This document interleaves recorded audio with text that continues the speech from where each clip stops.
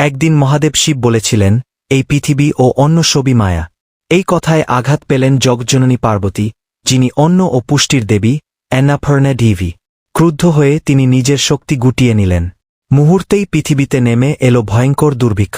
ক্ষেত শুকিয়ে গেল, নদী নীরব হল, দেবতার গণেরাও ক্ষুধার্ত রইল। তখন শিব উপলব্ধি করলেন, অন্ন মায়া নয়, অন্নই জীবন। ভক্তদের ক্ষুধা মেটাতে তিনি ভিক্ষুক রূপে পৃথিবীতে নামলেন। কিন্তু চারদিকে শুধু শূন্যতা, কোনো দ্বারেই অন্ন মিলল না। অবশেষে তিনি পৌঁছালেন কাশীতে। সেখানে অন্নপূর্ণা দেবী অন্নে পরিপূর্ণ রূপে এক অন্নালয় চালাচ্ছিলেন। ভিক্ষুক শিব অন্ন চাইলে দেবী স্বর্ণপাত্র থেকে তার কপালে অন্ন দিলেন। শিব সেই অন্ন সমগ্র পৃথিবীর প্রাণীদের মধ্যে বিতরণ করলেন। দুর্ভিক্ষ দূর হল।